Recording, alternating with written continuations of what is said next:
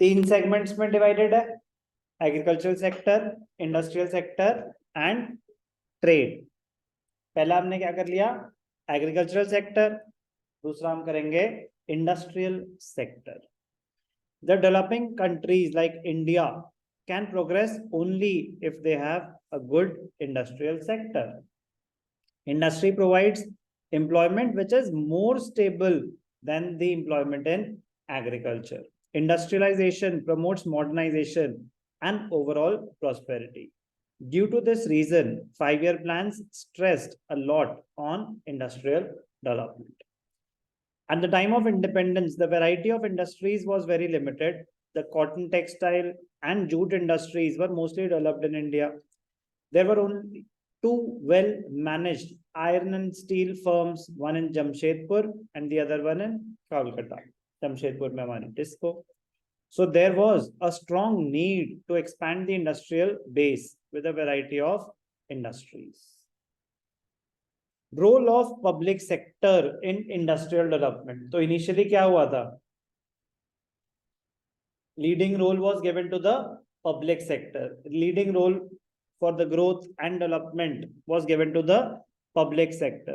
At the time of independence, the big question facing the policy makers was to decide the role of government and the private sector in industrial development. किसको क्या role allocate किया जाए? There was a need for leading role of the public sector. Important है, why was the public sector given the leading role? One of the most important question of this chapter under industrial development. Why was a leading role given to the public sector for industrial development? कह रहे सबसे बड़ा reason था shortage of capital with the private sector. ज्यादा पैसे थे नहीं लोगों के पास। Private entrepreneurs did not have the capital to undertake investment in industrial ventures required for the development of Indian economy. At the time of independence, Tatas and Birlas were only well-known private entrepreneurs. As a result, government had to make industrial investment through public sector undertakings. Lack of incentive for private sector.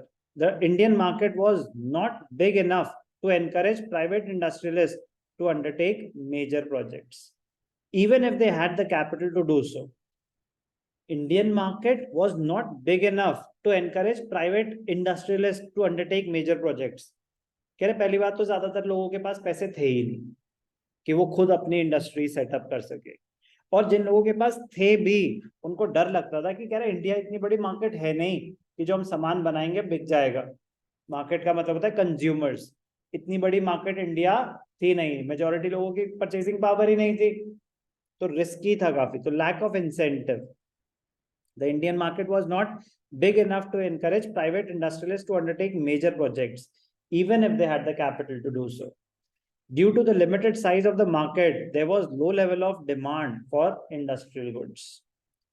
Objectives of social welfare. The objective of equity and social welfare of the government could be achieved only through direct participation of the state in the process of industrialization. So what were the reasons? Shortage of capital with the private sector.